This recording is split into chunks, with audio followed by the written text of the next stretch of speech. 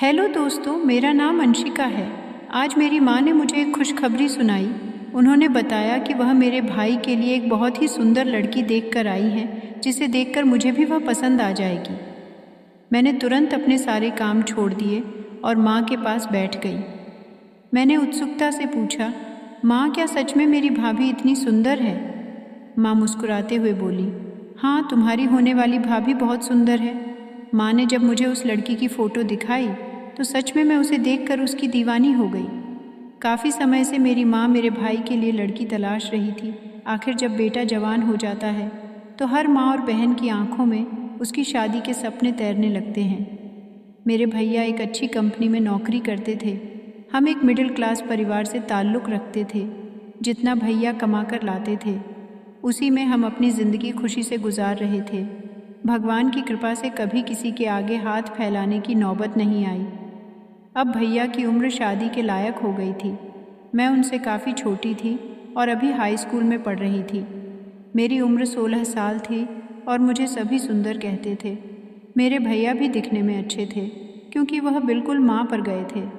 हमारे पापा का देहांत तब हो गया था जब मैं 4 साल की थी। पापा के जाने के बाद भैया ने घर की सारी जिम्मेदारी संभाली और हमें बहुत अच्छे से रखा।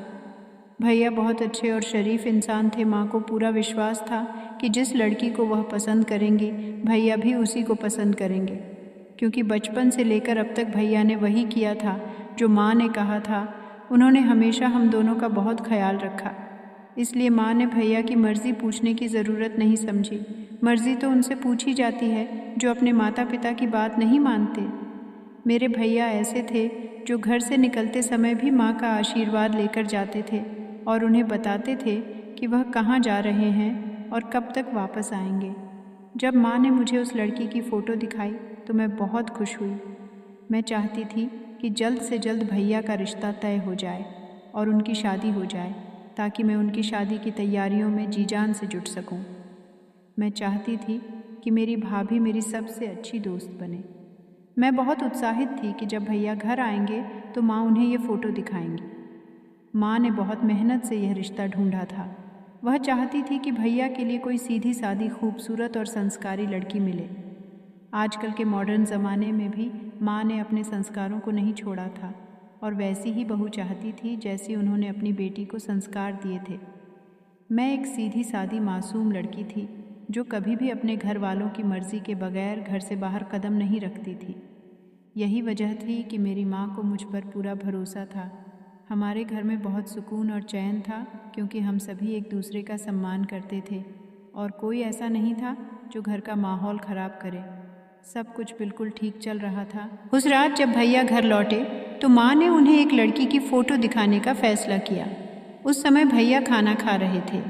माँ ने फ़ोटो टेबल पर रख दी और उनसे कहा, बेटा, मैंने तुम्हारे लिए इस लड़की को चुना है।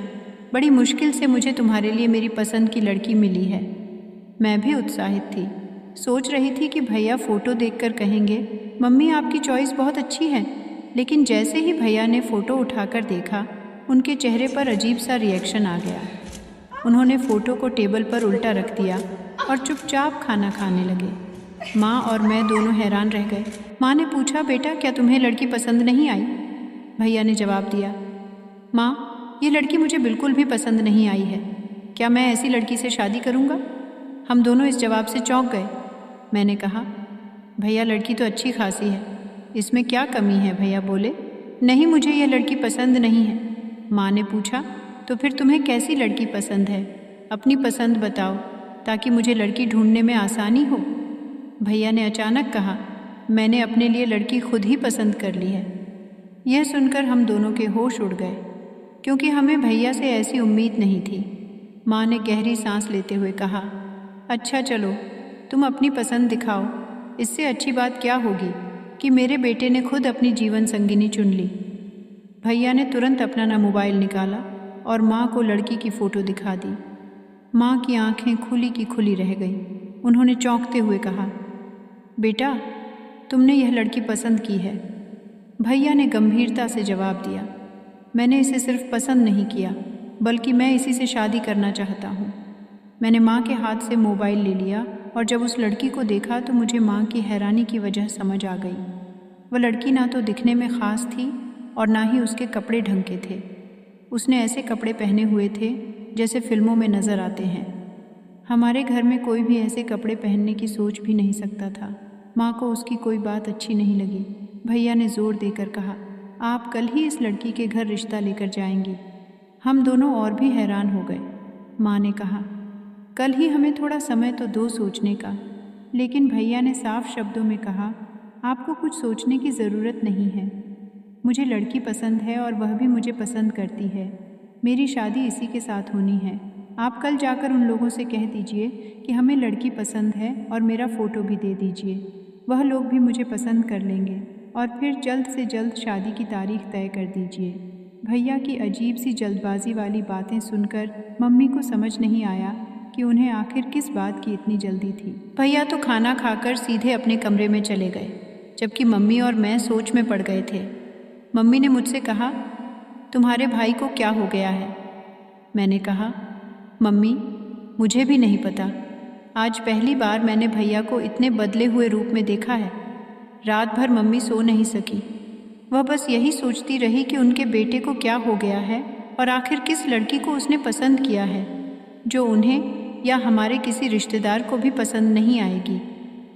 अगले दिन मम्मी की तबीयत खराब हो गई और वह उस लड़की के घर नहीं जा सकी। शाम को जब भैया ऑफिस से लौटे तो उन्होंने मम्मी पर बहुत गुस्सा किया। कहने लगे, मम्मी आप आज आपने आशा के घर मेरी बहुत बेइज्जती करवाई है। आप क्यों नहीं गई? मम्मी ने कहा, बेटा मेरी तबीयत ठीक नहीं थी। भैया बोले वहाँ सब लोग आपका इंतज़ार कर रहे थे, मगर आप नहीं गई। मम्मी ने उन्हें भरोसा दिलाया कि वह कल ज़रूर जाएंगी।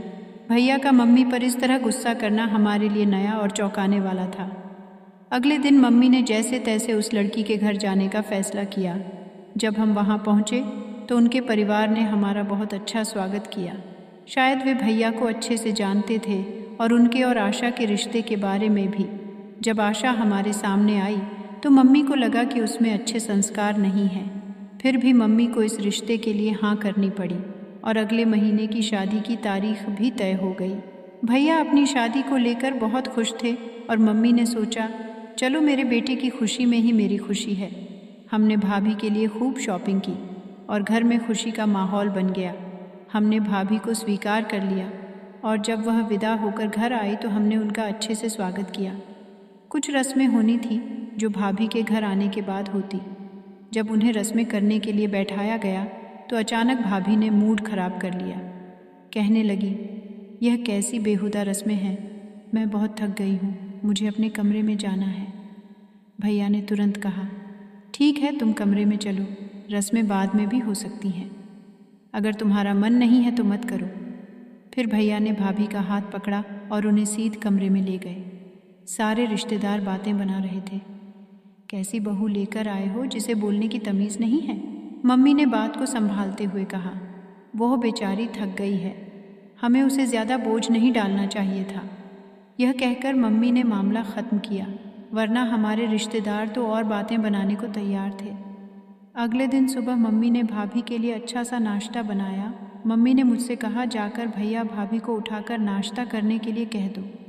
सुबह के 10 बज चुके थे मगर वे अभी तक सो रहे थे। मैंने दरवाज़ा खटखटाया, तब जाकर वे उठे। फिर 1 घंटे बाद वे नाश्ता करने आए। मम्मी ने इतनी मेहनत से नाश्ता बनाया था लेकिन वह टेबल पर ठंडा हो गया था। जब भाभी टेबल पर आई और नाश्ते को देखा तो भैया से कहने लगी, छी ये कितना उनैली है, मैं ऐसा नाश्ता नहीं करती, क्या तुम लोग इतना उनैली खाना खाते हो? यह कहकर वह टेबल छोड़कर उठ गई और भैया से कहा, मेरे लिए कुछ ऑनलाइन ऑर्डर कर दो। भाभी वापस अपने कमरे में चली गई और भैया भी उनके पीछे पीछे जाने लगे। मैंने भैया से कहा, भाभी को ऐसा रिएक्ट नहीं करना चाहिए था, मम्मी ने इतने प्यार से नाश्ता बनाया था। भैया ने कहा, अब क्या किया जाए, इतना ऑयली नाश्ता जब सेहत के लिए हानिकारक होता है तो इसे कौन खाएगा। तुम लोग ही खा लो, मैं और आशा के लिए ऑनलाइन नाश्ता ऑर्डर कर दूंगा। यह कहकर भैया अपने कमरे में चले गए। मैंने देखा कि मम्मी की आंखों में आंसू थे। मैंने उन्हें तसल्ली दी और कहा, चलो मम्मी, हम दोनों बैठकर नाश्ता करते हैं। हमने सोचा था कि सब लोग साथ मिलकर नाश्ता करेंगे, लेकिन ऐसा नहीं हुआ। उस दिन से हमारे घर में बदलाव आना शुरू हो गया था। भाभी ना तो किसी काम में हाथ बंटाती थी और ना ही कमरे से बाहर निकलती थी। वह एक मिडिल क्लास फैमिली की लड़की थी। सुना था कि बहुत पढ़ी लिखी हैं, लेकिन उनके व्यवहार ने घर का माहौल बिगाड़ दिया। हम लोग सिर्फ भैया की वजह से उनकी हरकतों को बर्दाश्त कर रहे थे।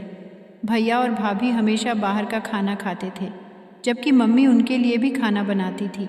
वे बिना बताए बाहर से खाना मंगवा लेते, जिससे घर का बना खाना बर्बाद हो जाता था। एक हफ्ता इसी तरह बीत गया। मम्मी हर दिन उनके लिए खाना बनाती रही और वे बाहर से खाते रहे। आखिरकार मम्मी ने तंग आकर सिर्फ हमारे हिस्से का ही खाना बनाना शुरू कर दिया। एक दिन हम जल्दी से खाना खाकर फ्री हो गए थे। रात को करीब 10 बजे भाभी मम्मी के कमरे में आई और कहने लगी, मम्मी मेरे लिए खाना लगा दो, भूख लग रही है। मम्मी ने कहा, बेटा खाना तो ख़त्म हो गया। हमने तुम लोगों के लिए खाना नहीं बनाया था, क्योंकि तुम तो रोज़ बाहर का ही खाना खाते हो। इस बात पर भाभी ने हंगामा खड़ा कर दिया और भैया को बढ़ा चढ़ा कर बताया। भैया भी बहुत शोर मचाने लगे और बोले, मैं सारा दिन मेहनत करके बाहर नौकरी करता हूँ और तुम लोगों ने मेरी पत्नी के लिए खाना ही नहीं बनाया। उस दिन भी भैया ने हमें बहुत जलील किया। मम्मी और मैं खून के आंसू रो रहे थे, क्योंकि हमारी ज़िंदगी के दिन इसी तरह गुजर रहे थे। भाभी का यह रूटीन बन चुका था। छोटी छोटी बातों पर वह घर में हंगामा कर देती थी। भैया ने मम्मी को घर खर्च के लिए पैसे देना भी बंद कर दिया था। उन्होंने कहा अब घर का खर्च आशा संभालेगी। भाभी ने घर का खाना बनाना भी बंद कर दिया था। जब मम्मी उनसे राशन के लिए पैसे मांगती तो भाभी कहती, अभी तो राशन भरा था, इतनी जल्दी ख़त्म कैसे हो गया। हम दोनों माँ बेटी अब बस एक वक्त का ही खाना खाते थे। मैं रोज़ स्कूल जाती थी और जब घर आती तो मम्मी के साथ घर के काम में लग जाती थी। हमारे घर का माहौल भाभी के आ जाने से बहुत बिगड़ गया था। ऐसा लगता था जैसे हमारी हंसी मुस्कुराहट भी भाभी को नागवार गुजरती थी। घर में हम बस रोते ही रहते थे। मेरी स्कूल की फ़ीस भी बहुत बकाया हो गई थी और मुझे हिम्मत नहीं हो रही थी कि भैया से पैसे मांगूं। लेकिन फिर मैंने हिम्मत जुटाई और भैया से कहा, भैया मुझे अपनी फ़ीस भरनी है। आपने कई महीनों से फ़ीस का पैसा नहीं दिया है। भैया ने जेब में हाथ डाला ही था कि भाभी ने उन्हें रोक दिया। भाभी बोली, अब इसे पढ़ाने की क्या ज़रूरत है, इसकी शादी की उम्र हो गई है। अभी कम उम्र है तो जल्दी रिश्ते मिल जाएंगे, वरना उम्र बढ़ने पर मुश्किल होगी। आपको इसकी पढ़ाई करवाने के बजाय इसके लिए अच्छा रिश्ता ढूंढकर इसकी शादी कर देनी चाहिए। मैंने मम्मी की तरफ देखा और धीमे से कहा, नहीं, मैं अभी शादी नहीं करना चाहती। मैं पढ़ना चाहती हूँ। लेकिन भैया ने भाभी की बात को सही ठहराया। उन्होंने जो हाथ जेब में डाला था उसे खाली ही बाहर निकाल लिया। भैया ने मम्मी से कहा, आप रीना के लिए अच्छा सा रिश्ता देखिए, हम जल्द ही इसकी शादी कर देंगे। मम्मी ने कहा, बेटा तुम अपनी बहन पर यह जुल्म क्यों कर रहे हो? वह डॉक्टर बनना चाहती थी और तुम उसकी शादी करवाने पर तुले हो। पर भैया ने जवाब दिया, यह काम लड़कियों के नहीं होते, और वैसे भी मेरे पास इतना पैसा नहीं है कि इसे MBBS करवा दूँ। उस दिन मैं बहुत रोई थी। मुझे भाभी से सख्त नफ़रत होने लगी थी, लेकिन उससे ज़्यादा नफ़रत मुझे भैया से हो रही थी, जो इतनी आसानी से भाभी के कहने में आ जाते थे। माँ, जिसने भैया को इतनी मेहनत से पाला था, आज वह अपनी पत्नी के कहने में इतना खो गया था कि उसे ना तो अपनी बहन की फ़िक्र थी और ना ही माँ की। अब तो मैं भाभी से बदतमीज़ी करने लगी थी और बदले में भाभी मुझे ताने देती थी, तुम्हें तो मैं जल्द ही इस घर से निकाल दूँगी। हम माँ बेटी को उन्होंने घर की नौकरानी बना दिया था। भैया को इस बात की परवाह नहीं थी कि उनकी माँ और बहन ने खाना खाया या नहीं, जबकि भाभी को वह हर तरह की सुविधाएं देते थे। कभी ऑनलाइन खाना मंगवाते तो कभी होटल में ले जाकर खाना खिलाते। हर हफ्ते भाभी के लिए नए नए महंगे तोहफे लाते। इधर मेरी माँ जो डायबिटीज़ की मरीज़ थी, उनकी दवाइयाँ तक नहीं आ पा रही थी और हम चाहकर भी भैया से कुछ कह नहीं सकते थे, क्योंकि भैया पूरी तरह बदल चुके थे। मेरा स्कूल जाना बंद हो गया था। मैं बार बार मम्मी से कहती, माँ मैं शादी नहीं करना चाहती। लेकिन मम्मी कहने लगी, बेटा अब मैं भी यही चाहती हूँ कि तुम शादी करके ससुराल चली जाओ, शायद वहाँ तुम्हें अच्छा जीवन मिल जाए।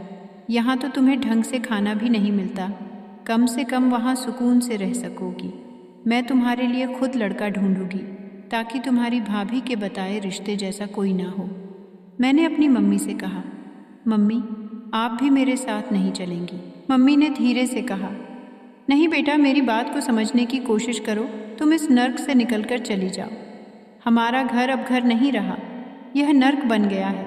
यहाँ ना तुम्हें सुकून मिलेगा और ना ही मुझे तुम अपनी ससुराल में जाकर सुकून पा सकती हो। लेकिन मैं यहाँ कभी सुकून नहीं पा सकती। मैंने रोते हुए कहा, मम्मी मैं आपको छोड़कर कहीं नहीं जाऊँगी। मम्मी ने मुझे समझाते हुए कहा, एक ना एक दिन तुम्हारी शादी होनी ही है। मेरी मानो तो तुम शादी कर लो। उस वक्त मैंने मम्मी को गले लगाकर खूब रोई थी।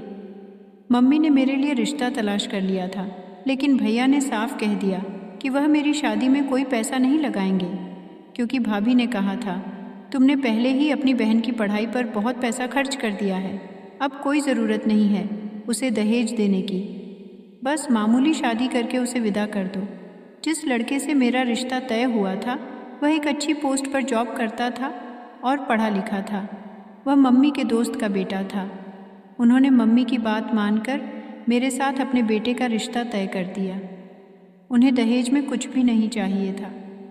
इस तरह मेरी शादी बहुत सादगी से हो गई और मैं अपने ससुराल आ गई। ससुराल में मेरे नए नए दिन थे, लेकिन मुझे मम्मी की फ़िक्र लगी रहती थी। मैं ज़्यादा मायके भी नहीं जा पा रही थी और यही सोचती रहती थी कि भाभी मम्मी के साथ कैसा बर्ताव कर रही होंगी। एक हफ्ते बाद मैं अपने पति के साथ मायके गई। वहाँ जाकर देखा तो भाभी आराम से सोफे पर बैठी टीवी देख रही थी और घर का काम नौकरानी कर रही थी। यह देखकर मुझे बहुत अजीब लगा। जब मैं घर पर थी तो सारा काम मम्मी और मैं ही करते थे, लेकिन अब भाभी ने नौकरानी से काम करवाना शुरू कर दिया था। जैसे ही भाभी ने मुझे देखा तो कहने लगी, तुम्हें अपनी ससुराल में सुकून नहीं है। अभी तो शादी को सिर्फ 1 हफ्ता ही हुआ है और तुम यहाँ चली आई। मेरे पति को यह बात बहुत बुरी लगी और उन्होंने कहा, तुम यहीं रुको, मैं घर जा रहा हूँ, जब तुम्हारा मन हो तो आ जाना। मैं समझ गई कि मेरे पति को शर्मिंदगी महसूस हो रही है, इसलिए वह चले गए। इसके बाद मैंने भाभी से कहा, भाभी आपको इस तरह की बातें नहीं करनी चाहिए थी। अब तो मैं इस घर से चली गई हूँ, अब आप अपना बर्ताव बदल लीजिए। हमारा घर कभी कितना सुकून भरा होता था, लेकिन जब से आपने इस घर में कदम रखा है खुशियाँ जैसे गायब ही हो गई हैं। भाभी ने हंसते हुए कहा, अब यह मेरा घर है और मैंने तुम्हें यहाँ बुलाया नहीं है। मैंने कहा, ये घर मेरी मम्मी का है। जब तक मम्मी इस घर में है ये घर मेरा भी है। मेरी बात सुनकर भाभी ज़ोर से हंसने लगी और कहने लगी, ढूंढ लो तुम्हारी मम्मी, अगर इस घर में हो तो। मैंने हैरान होकर पूछा, आपका क्या मतलब है? भाभी बोली, क्या पता तुम्हारी मम्मी कहाँ चली गई हैं। तुम्हारी शादी के बाद उन्हें अकेलापन महसूस होता था, इसलिए वह अक्सर पड़ोस में जाकर बैठ जाया करती थी। एक दिन भाभी ने मुझे बताया कि मम्मी पड़ोस में गई थी और फिर कभी वापस नहीं आई। यह सुनकर तो मेरे पैरों तले से ज़मीन खिसक गई। मैं घबराकर पूरे घर में मम्मी को ढूंढने लगी, लेकिन वह कहीं नहीं मिली। मैंने भाभी से पूछा, क्या आप सच कह रही हैं? मम्मी सच में चली गई है, भाभी ने बेफिक्र से जवाब दिया। हाँ, मैं झूठ क्यों बोलूँगी, मम्मी घर में नहीं है, अपनी मर्ज़ी से गई है।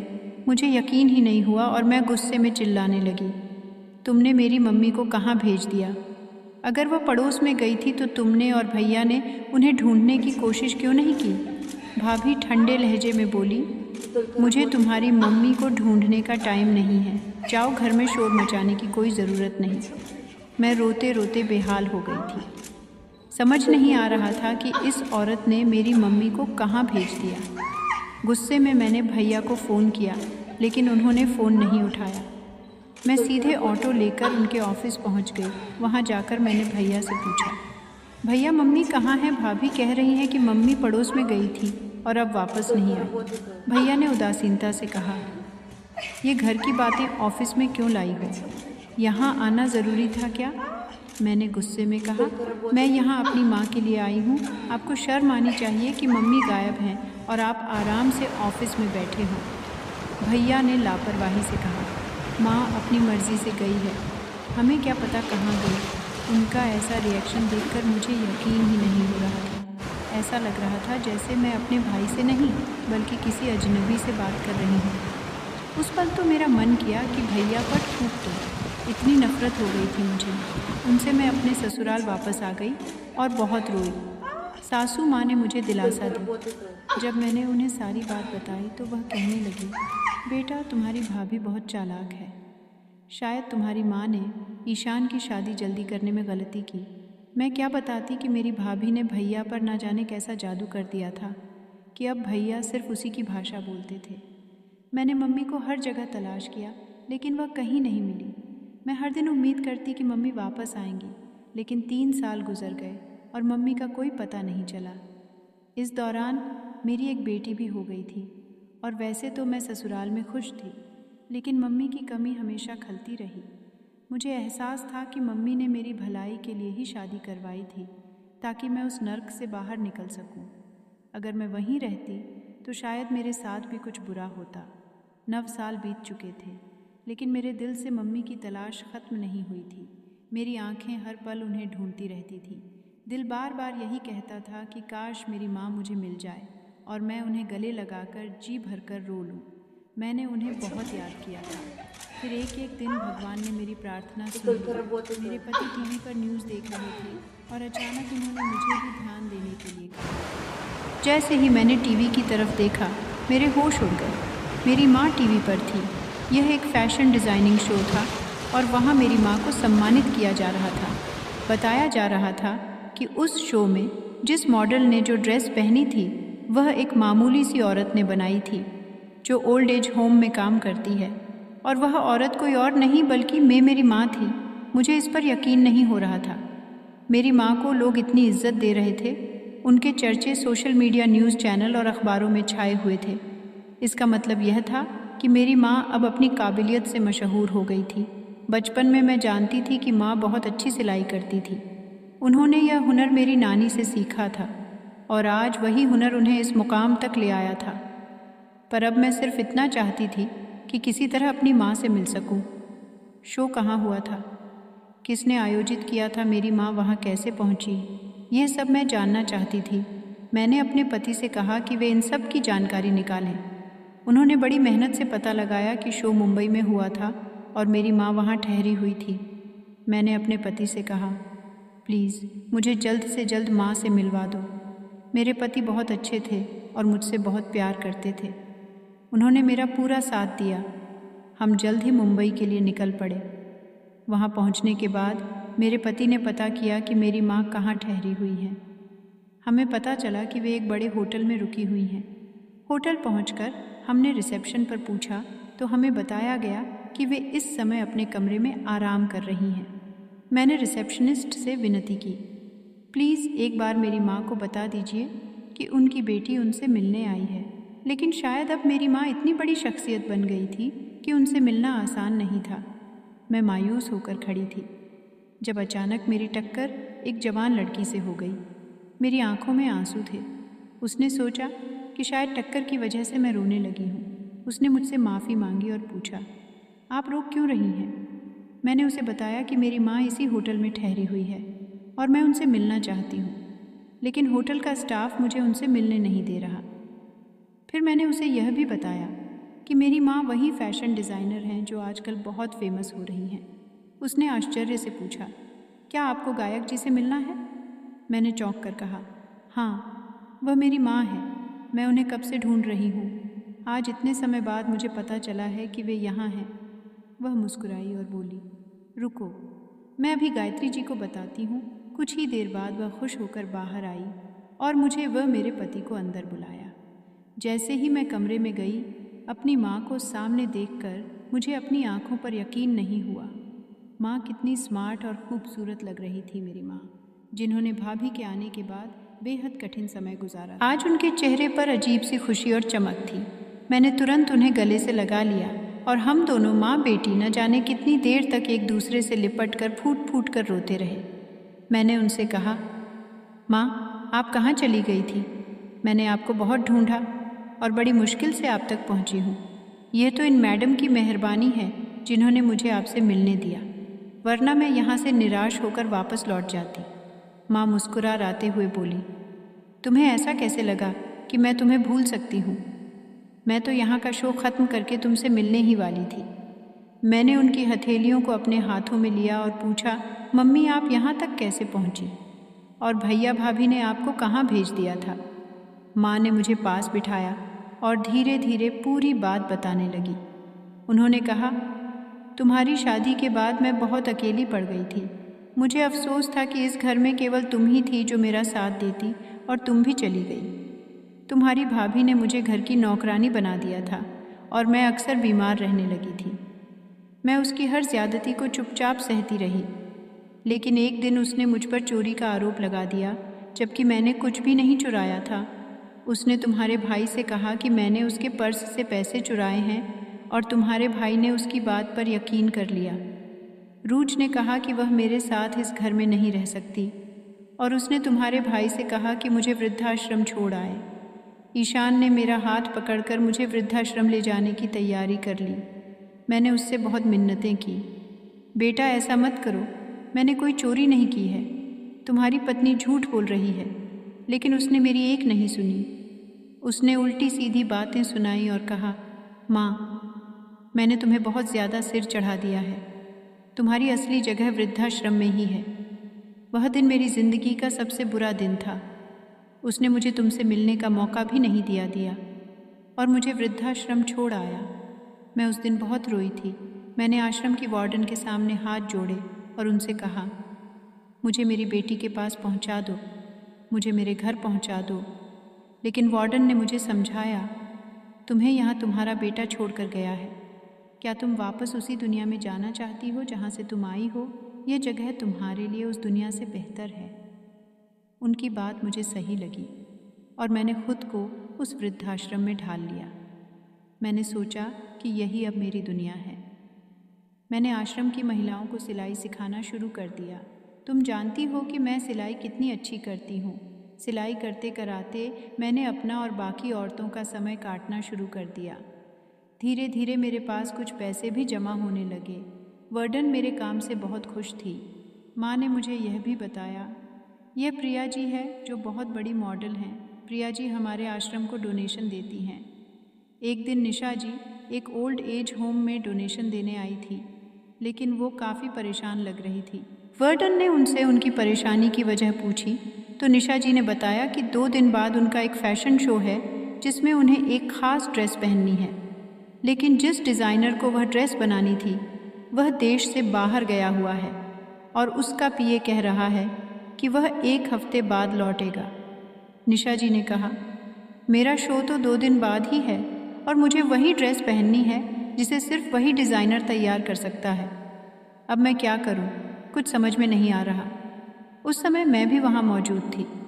वर्डन ने निशा जी से पूछा, क्या आप मुझे उस ड्रेस का डिज़ाइन दिखा सकती हैं? निशा जी ने अपने मोबाइल में ड्रेस की तस्वीर दिखाई। वार्डन ने कहा, यह तो वाकई एक बेहद खूबसूरत ड्रेस है। ऐसी ड्रेस तो कोई बड़ा डिज़ाइनर ही बना सकता है। आपको किसी और डिज़ाइनर से बात करनी होगी। निशा जी ने उन्हें बताया, इस वक्त कोई भी बड़ा डिज़ाइनर फ्री नहीं होगा और अर्जेंट काम के लिए उन्हें ज़्यादा रकम भी देनी पड़ती है। हालांकि मैं रकम देने के लिए तैयार हूँ, पर समय बहुत कम है और इतने कम समय में मुझे कोई दूसरा डिज़ाइनर नहीं मिल सकता। जब मैंने वह ड्रेस देखी तो मैं निशा जी के पास गई और कहा, निशा जी, यह ड्रेस तैयार करना मेरे बाएं हाथ का खेल है। मैं इसे 2 दिन में ही नहीं बल्कि 1.5 दिन में भी तैयार कर सकती हूँ। मेरी बात सुनकर निशा जी को बड़ी हैरानी हुई। उन्हें यकीन ही नहीं हो रहा था कि मैं सच कह रही हूँ। मैंने उन्हें भरोसा दिलाया और कहा, आप मुझ पर भरोसा कीजिए, मैं आपकी मदद ज़रूर करूँगी। निशा जी ने कहा, यह मुमकिन नहीं हो सकता। यह ड्रेस तो सिर्फ एक बड़े डिज़ाइनर के द्वारा ही तैयार की जा सकती है। तुम तो एक साधारण टेलर हो, तुम इसे कैसे बना सकती हो? वर्डन ने हस्तक्षेप करते हुए कहा, निशा जी, अगर आप चाहे तो एक बार इन पर भरोसा करके देख सकती हैं। निशा जी ने कुछ सोचकर कहा, ठीक है, मैं तुम पर भरोसा कर लेती हूँ, लेकिन मेरी नाक मत कटवाना। यह शो मुझे सफलता की ऊंचाइयों तक ले जा सकता है और मेरे साथ साथ डिज़ाइनर को भी फ़ायदा होगा। मैंने निशा जी को भरोसा दिलाया कि मैं उन्हें निराश नहीं होने दूंगी। इसके बाद हम मार्केट गए और मैंने ड्रेस के लिए ज़रूरी सभी फैब्रिक और सामान खरीदे। निशा जी ने मेरी मदद के लिए एक नई सिलाई मशीन भी खरीद कर दी। मैं पूरे जोश के साथ काम में लग गई और 1.5 दिन में ही ड्रेस तैयार कर दी। जब मैंने ड्रेस निशा जी को दिखाई तो उनकी आंखें आश्चर्य से चौड़ी हो गईं। उन्हें विश्वास ही नहीं हो रहा था कि मैंने इतनी खूबसूरती से ड्रेस तैयार की है। उन्होंने ड्रेस को मुंबई के लाइव फैशन शो में पहना और वहाँ उन्हें लोगों ने बहुत सराहा। जब उनसे पूछा गया कि यह ड्रेस किसने डिज़ाइन की है तो निशा जी ने मुझे स्टेज पर बुलाया और मेरा परिचय करवाया। इसके बाद निशा जी और मुझे दोनों को इस ड्रेस के लिए अवार्ड से सम्मानित किया गया। अब कई बड़े लोग मुझसे अपनी ड्रेस तैयार करवाना चाहते हैं। यहाँ पर मेरी एक बहुत बड़ी फैशन डिज़ाइनर से मीटिंग थी जो मुझे अपने साथ हायर करना चाहते थे। वह चाहते थे कि मैं अपनी डिज़ाइन की हुई ड्रेस उन्हें दूं ताकि उनकी कंपनी का नाम और ऊंचा हो सके, लेकिन निशा जी ने इस काम के लिए मुझसे मना कर दिया। उन्होंने कहा, तुम्हारे पास इतना टैलेंट है, तुम फेमस हो सकती हो, पैसे भी कमा सकती हो, लेकिन क्या तुम दूसरों के लिए अपनी ड्रेस डिज़ाइन करके संतुष्ट हो जाओगी? मैं चाहती हूँ कि तुम्हारा खुद का नाम हो, तुम्हारा अपना ब्रांड हो, लोग तुम्हारे ब्रांड के कपड़े पहने, तुम्हारी मेहनत का फ़ायदा सिर्फ तुम्हें हो और कोई बीच में ना हो। निशा जी ने मुझे बहुत सपोर्ट किया और आज मेरा अपना एक ब्रांड है। इस ब्रांड को कामयाब बनाने के लिए निशा जी खुद भी निवेश कर रही हैं, क्योंकि मेरी वजह से वह भी बहुत सफल हुई हैं। अब हम दोनों ही काफ़ी सफल हो चुके हैं। जब मम्मी ने अपनी सफलता की कहानी मुझे बताई तो मैं उन्हें झट से गले लगा लिया। मेरी खुशी का ठिकाना नहीं था। मम्मी ने कहा, अब तुम परेशान मत हो, मैं तुम्हारे साथ हूँ, हम घर चलेंगे। इन 3 सालों में मम्मी ने जितनी मुश्किलें झेली थीं उतनी ही सफलता भी हासिल की। अब उनका एक नाम हो गया था, उन्होंने खूब पैसे कमाए थे। उनके फ़ोन पर रोज़ किसी फ़ैशन डिज़ाइनर या कंपनी के मालिक की कॉल आती थी। सब चाहते थे कि मम्मी उनके लिए कपड़े डिज़ाइन करें, लेकिन मम्मी ने अपना खुद का ब्रांड शुरू कर दिया था। उन्होंने एक संस्था भी खोली जहां वह उन लोगों को सिलाई सिखाती थी जो कामयाब बनना चाहते थे, खासकर वह लोग जो गरीब थे और जिनका कोई सहारा नहीं था, जैसे कि कभी मम्मी का भी नहीं था। हम अपने शहर लौट आए थे। मम्मी ने एक बड़ा सा घर ले लिया था जिसमें वह अकेली रहती थी। मम्मी ने मेरे पति से बात की और कहा, अब तुम ही मेरे बेटे हो, मैं चाहती हूँ कि तुम मेरी बेटी के साथ यहाँ रहो। मेरा जो कुछ भी है वह तुम लोगों का ही है। इसके बाद मैं और मेरे पति मम्मी के घर आकर रहने लगे। मम्मी मेरी बेटी को देखकर बहुत खुश हुई क्योंकि वह पहली बार उसे देख रही थी। हम सब साथ में खुशी से रहने लगे। एक दिन भैया और भाभी मम्मी से मिलने उनके घर आए। ना जाने उन्हें कैसे पता चला कि हम यहाँ रह रहे हैं। भैया ने आते ही मम्मी के पैर पकड़ ली और फूट फूट कर रोने लगे। भाभी भी बहुत शर्मिंदा थी और मम्मी से नज़रें नहीं मिला पा रही थी। मम्मी ने जब अपने बेटे को रोते हुए देखा तो कहा, बेटा तुम्हें क्या हुआ, तुम क्यों रो रहे हो? मैं हैरानी से मम्मी को देख रही थी कि क्या वह भैया और भाभी के उन सारे जुल्मों को भूल गई थी जो उन्होंने उन पर किए थे।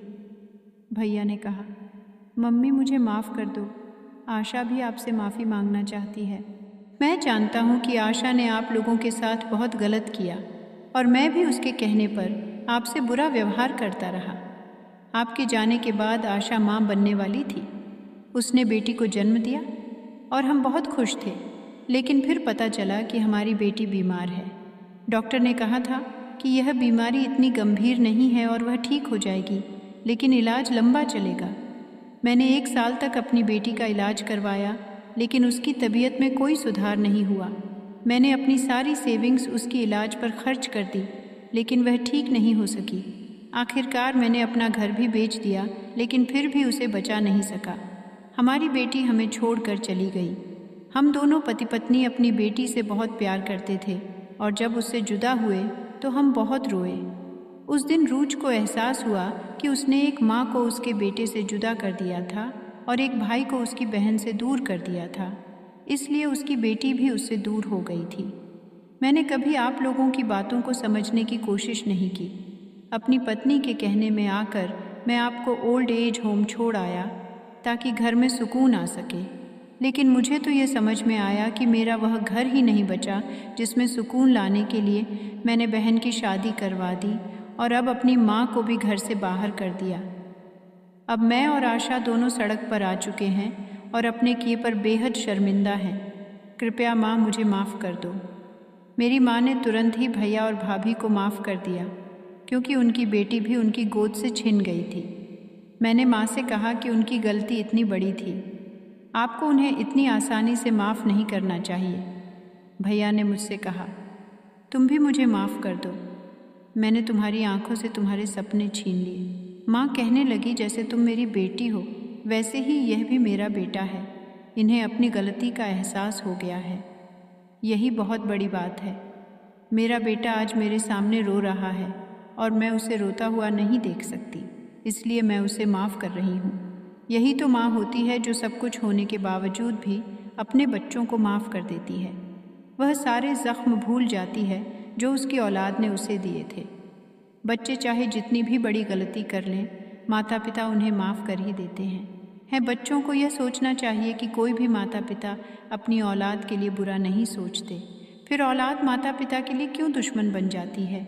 मैं आपसे यही कहना चाहती हूँ कि माँ बाप आपको बचपन से लेकर जवानी तक पाल पोस कर बड़ा करते हैं। जिस उम्र में उन्हें आपकी सबसे ज़्यादा ज़रूरत होती है उस समय आप उन्हें वृद्धाश्रम में छोड़ आते हैं, या घर में रहकर भी उन्हें एक बेकार चीज़ की तरह नज़रअंदाज कर देते हैं, जबकि इस उम्र में उन्हें सबसे ज़्यादा आपके सहारे की ज़रूरत होती है।